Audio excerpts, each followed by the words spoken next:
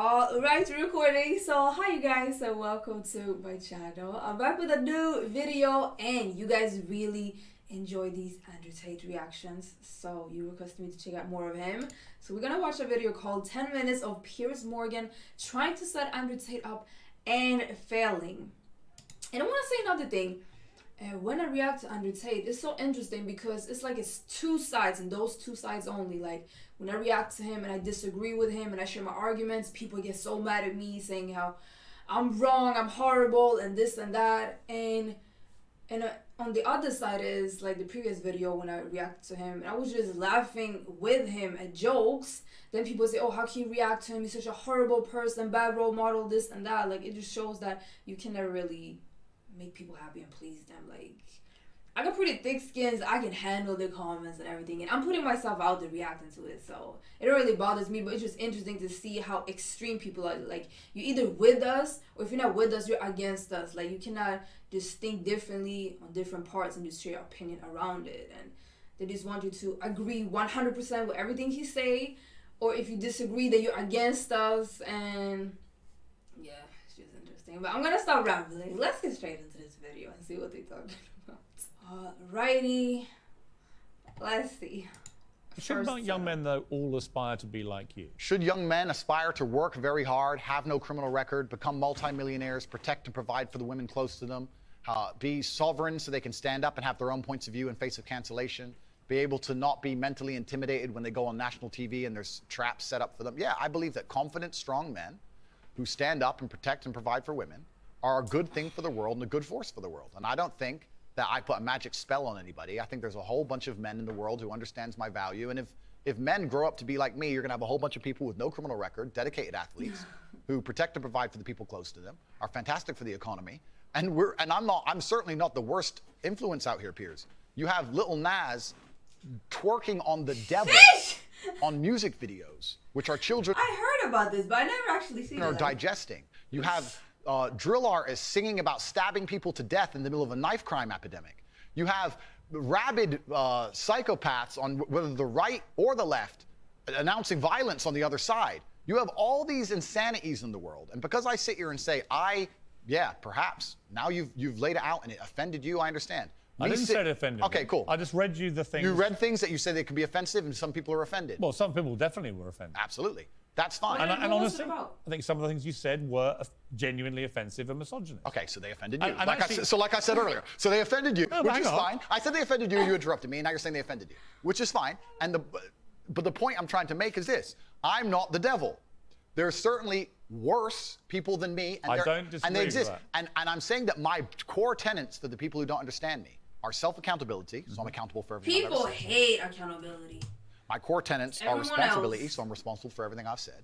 My core tenets are traditional masculinity to a degree, which involves protecting and providing for women. And I'll make another point here that needs to be said. The number of women who have stood up and stuck up for me is ignored. Thousands of women are making videos saying, I've met Andrew Tate, he's such a nice guy. I wish I had a man like Andrew Tate who felt responsible to protect and provide for me. You know what? I do belong to my husband, that's why I married him and I love him. We ignore the thousands of women who stood up and stood by me and said everything I said is true. And we're taking a very vocal minority who have taken the things I've said and are pretending to be absolutely and utterly devastated by them. But there was also, I think, quite a disturbing piece that BuzzFeed did. And it talked about the negative impact of young, impressionable male minds when they've read or seen some of the more inflammatory things you've said. And they quoted, for example, Sandy, 22 from Washington. My father's gone from a man who minored in women's studies in college, who was kind and in touch with his emotions, treated all people, men and women around him, with kindness, to a man who says that whenever he sees an effeminate male stranger, he gets an overwhelming urge to murder them. He loves podcasts. He listens to a lot of podcasts. I know he's listened to Andrew Tate. Whoa. Let's stop for a second. Let's be professional here, Piers, because you're a professional as well. Andrew, you see what you're doing? Fine. First she said, did you say that my father went? She said, my father has gone. Her father. That's a full-grown man. I was gonna say. So we're talking about my impact on children. Self-accountability, again, like. Just talked about a full-grown man here. Secondly, I've never talked about murdering effeminate men in anything online ever, in any context ever. So I don't know why they have taken some random person I've never met in the world who's full grown, an adult, and come to their own conclusions who I've never met and lumped his name in with mine. That is absolutely unfair on every level. I didn't read this BuzzFeed. I didn't read this BuzzFeed article, but after hearing the first point, I know it's trash. That is complete garbage. I'm the reason this man believes what he believes. I've seen a quote from you, and you can tell me what you feel here about this. Sure. You talk about people don't want to see men dressed up in dresses. Transgender. That's not exactly what I said. What did you say? I said the reason I am so popular and I'm so famous is that there's a large contingent of men who don't want to wear makeup, who still want to make money, go to the gym, be strong, drive a fast car, be traditionally masculine, and don't want to be shamed for that, and they don't want to be called toxic for that. That is the reason I'm so massively famous. That is what I said. What do you think of transgender people? That's nothing to do with me. I'm not transgender, and I don't understand the issue like they do. Are you transphobic? Do you consider yourself that? See, I don't like when people do that. Like, just because, like, people can agree and disagree on certain things, but that doesn't mean that you're phobic. Like, that you don't like it just because you're not. Afraid? My nigga. Training Day. That's a good movie. Kind of, yeah. You have I don't live in fear, my friend. I have no problem. You have a dislike of transgender people? I don't know any transgender people. Do you have a dislike of what they stand for, what they are? No. Why would I? I don't know. That's not my issue. That's not my issue. I think there's a large contingent of men who are not interested in the things that perhaps the YouTube algorithm's trying to feed them. I think there are lots of... Look, when you support masculinity and masculine traits, I'm with you, right? Okay, so you agree a man should protect and provide for a woman? Absolutely. Okay, so you agree if you were walking down the street with a woman, you'd be responsible with her safety? Yeah. Cool, absolutely. So if that woman wanted to walk alone at I don't think I have authority over the woman as we do that. Okay, so let me ask you another question, Piers, because we are professionals. Let's say your woman decided she wanted to take a nice little walk through the south side of Chicago at 2 a.m., and she wanted you to go with her, and you were responsible for fighting and dying on the spot if she was attacked. Don't you think you would say to her, no, we're not going out right now, it's not safe? Yes. Okay, so you'd have authority to make the decision. So no, I wouldn't. So I would say, I don't think you should. If she decides to, it's her own volition. Well, if she decides, you're not going to stop her. I have no power to stop her. Completely. But you think you do. No, I don't think I have power to stop her. You clearly do. No, I think I have power to make the decision. I think, no, that's not sensible. So if you have the power to make the decision, you have the power to stop her. No, because that's where we differ. And that's why I think it's interesting about you. I don't think you really think through what you're saying. I think through what I'm saying so carefully. Yeah, but Andrew, what you've literally just said is that you have the power to stop her. No, I said I don't have the power to stop her. I'm not going to lock her in the room. I'm saying that... So if she wants to go on her own... Then she's going to go. Then you don't have authority to stop her. Okay, but as a couple, if we're going to sit there and decide if we're going to take this... You asked me, would I feel a sense of responsibility for her safety? Absolutely. Agreed. Absolutely. So would let me I finish, have the Piers. power or authority to stop her doing it? No. No, of course not. So let me finish, Piers. You're not going to stop her walking out the hotel. Of course, it's her decision. She's a sovereign individual. My point is that usually in a couple, you sit there as a team and you discuss, and perhaps on certain issues, the woman will know more about X and she'll decide X, and the man might know more about Y and he'll decide Y. So I'm saying if we're as a couple and we're sitting there and deciding, as a couple, as a team, and she says she wants to take this late night stroll, I'm going to say, you know what, I'm going to veto this one. I'm going to call veto. Do you believe because it's dangerous, which to a degree would give me, in that particular scenario, a degrre of authority. If she said, I don't want to listen to you, Andrew. It doesn't give you authority. If she says, I don't want to listen to you, Andrew, I want to go on that walk, then what can I do? Say, well, then you don't have authority. Then I wish you the best, my love. Then you don't have authority. Cool, then it's a semantic argument. I personally think Andrew dropped the ball on that point. He could easily have said that if he's getting into a traditional marriage where him as the man is expected to perform his traditional duties, such duties which include protection, he has to have a degree of authority over her actions and movements. Because if... Wait, what does that mean? Yeah, but if she disagrees, I don't know who this guy is. I'm talking to him, not to Andrew. Like, he literally said, if she don't listen, she don't listen. Like, this guy means, like, by any means, she not going. Like, what is this guy talking about? If he has zero authority over what she does and how she lives, then he should also have zero responsibility. But if we are being honest... See, but is there, like, it's either everything or nothing. Like, no, it could be a balance. I disagree. Even in the West, men are still expected to be responsible for women. The fact that after a divorce, a man is expected to pay alimony to his wife and child support for his kids is enough to let you know that even though the society takes away the power that a man should naturally have in his family and in his marriage, they still leave him with the responsibility. I do think like that some laws and stuff are wrong, but like it's different from country to country. Like it's not that you have to pay all this and do all that. Like if you have shared custody and stuff like that, it's gonna be split up equally. But this guy was talking about traditional marriage and stuff like that. I don't know if he's from the West, but when you go into a relationship, I'm sure that, or hopefully you guys know each other good enough before you take the big step that you agree, that you guys have like a base ground, like that you guys have the same values and believe in certain things. I feel like now people are rushing things, just like, oh, you look good, I look good, let's be together. And then in the relationship, they're like, oh my God, I don't like you doing this and acting like that. So I feel like when you know someone, like you guys are gonna be on a common base ground, so you know each other good enough to know, like, okay, I don't like you doing this and you don't like me doing that. But let's just continue listening. A clinically depressed person has an absolutely proven medical condition that is beyond their control. Not according to me and many others, my friend. Well, look, what do you know about it, honestly?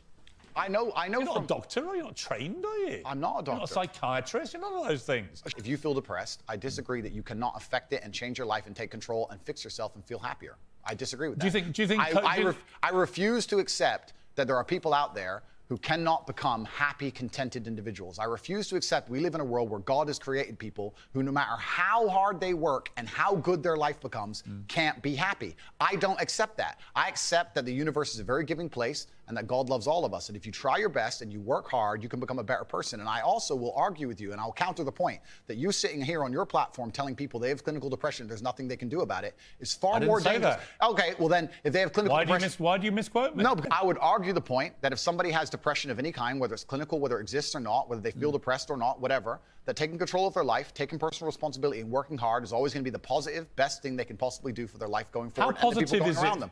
So sitting here saying, I don't believe in clinical depression, you don't believe in depression. No, I don't. I believe that people can take control and fight against things. Right. I believe in personal sovereignty. Right. Fine. Good. So we agree. No, we don't. Yes, we do. No, we don't. Piers, you're on my side. You're afraid of being depression is real, but I do believe that you can cure it. That you don't have to live with it for the rest of your life. It's along with me. Alex Jones said that Sandy Hook didn't happen. It was staged by actors. Okay. This compounded the appalling grief of the families of those poor 20 children who were gunned to pieces by a lunatic with an AR-15 semi-automatic rifle. They were already grief-stricken beyond belief, and this guy poured petrol onto that grief quite deliberately to make a huge amount of money from his InfoWars fake news bullshit. And as a result, a lot of the families have now sued him, and they've won, and he's going to have to pay back tens, maybe hundreds of millions of dollars in damages to these families. Yeah, and quite right, it won't do anything about the pain he caused them. Some of them actually had people turn up outside their houses with guns because Alex Jones had told them that these parents were making it all up. They were all staged actors. It was all run by the government. So I simply say to you, now I've told you that, what is your view of Alex Jones? People just following, like, it's crazy. I don't see why any of that has to do with me. It's very interesting. I've done the guy's podcast. I know him well. He was professional and courteous to me. When I meet somebody and they show me respect, I show them back. Respect. That's what I do, as I did with you. You respect him? If somebody shows me respect, I show them respect back. So if Adolf Hitler showed you respect, you'd respect him back? That's a stupid question, Piers. It's not. It's a logical extension of your argument. No, if in 1931 I was walking through Germany and a man come up to me and said, sorry for bumping into you, I'd say, sorry, no problem, mate. I'd show respect back. I don't know, what are you trying to say? That I sanction the Holocaust? You literally just said if somebody respects you, you respect them back. I say if somebody shows me respect, I show respect back. That's a good way to go through life. Whoever it is. If somebody shows me respect and is courteous to me, I'm courteous back. Yes. How can you respect somebody who caused such misery and pain to Sandy? I have no idea the specifics of the thing you're discussing. I don't understand any of it. Well, I don't know anything about it. You've told me your version of events. 4 times you went on Alex Jones's podcast. Correct. Promoting him, helping him make money. I don't think it was promoting and helping him because... Well, it's his podcast. Well, yeah, but I've been on the podcasts of people who absolutely hate me. I've been on liberal left-wing podcasts. I've been on feminist podcasts. Fine. And no, you just sat here saying I would like you to agree, perhaps we can agree on this point, that I'm not a feminist. I go on feminist podcasts. I do a podcast circuit. You're not a feminist? I don't know. What do you think a feminist is? Well, let's not change subject here. Piers, stay on the Well, hang subject. on, you mentioned feminism. Completely, but you're trying to get away from the point, because what you did is you're trying to say, because I did a podcast, I sanction all of this person's views. And I'm saying I do 5 podcasts a week. I do 5 podcasts a week, and I don't sanction 100% the views of any other person on the planet, because I'm an individual, and he has an individual views, as do you. So I don't know why you're trying to come at me with one of his views and pretend that's something to do with me. Because it's a pretty big view. No, but it's a lame trick, Piers, and you're better than this. So let's move on. You're sitting here, Piers, saying that I'm on Uncensored Show, and in your intro, you said that it's important that we don't have echo chambers and we have varying and that we have varying opinions. Correct. But then you're saying the people you don't like, you wouldn't go on their podcast. No. So you are a hypocrite. No. No. Wait. Wait. I will go on anybody's podcast and discuss any point. When did you last go on his podcast? You trying to lump me in and attack me for a person whose podcast I do having a view is absolutely childish. Because I've done a bunch of podcasts with people. You would do a podcast. I've done a bunch of podcasts with people who are advocating for things that I do not agree with on every single level. In fact, most of my podcasts are me disagreeing with people. So it's completely crazy that you're trying to lump me in with that. That's cheap. That's cheap. I'm here on your show. I'm providing you with content. You're giving me a platform. And nobody's using each other. It's mutual. We don't agree on a whole bunch of issues. That's fine. And here we are. I think we've had a robust exchange. Yeah, just like I've done on nearly every other podcast. And if someone were to come and say to me in the future, there's something, heaven forbid, there's a skeleton in your closet, and someone were to come to me and say, you were on Piers Morgan's show, did you know he's X or he's done X? I would say that's absolutely nothing to do with me. Right. But I make the same point protecting you. I don't know what you do. I don't know your personal life. Sheesh! Oh my God, I have a lot of thoughts, but I was trying to listen first. So, one thing I must say, like, regardless of if I agree or disagree with you, I think that we both deserve, to say what we think. And I think it's wrong when people trying to shut someone out or they have banned him on a lot of platforms.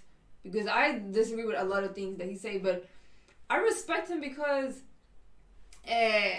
what he says, I think that he stands by it, and that he and that he believes what it is that he's sharing and saying. And not a lot of people can stand by what they say, and they can fold, especially when there's so much pressure against you.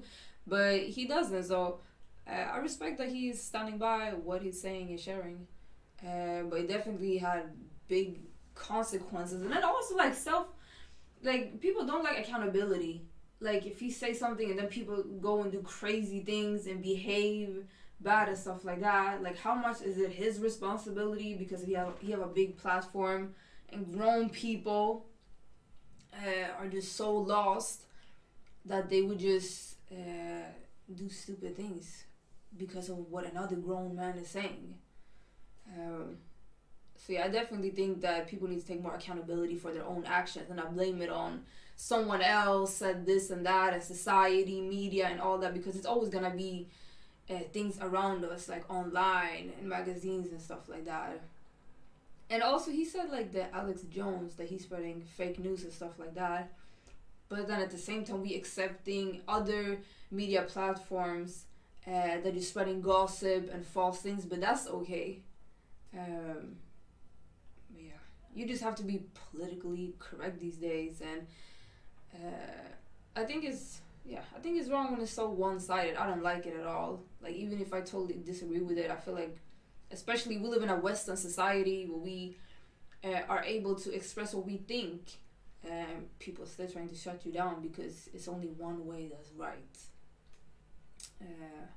But as a woman, I'm very happy to be from a Western country where we can go out at night if we want to. Yes, it's dangerous too, but we have like the freedom to live our own lives and not be controlled by another man. Say we cannot dress like that, go out there and stuff like that. Like, that is real. It's easy to talk from the West when we are here and just talk down on the society that we live in. But people from other parts of the world, they get killed if they even do that. Like, it's dangerous. So I have family members from other part of the world where they cannot express themselves as I can, so I'm very lucky that I'm being able to. But people take that for granted. I keep saying it. People take that for granted. But yeah, I'm not gonna ramble.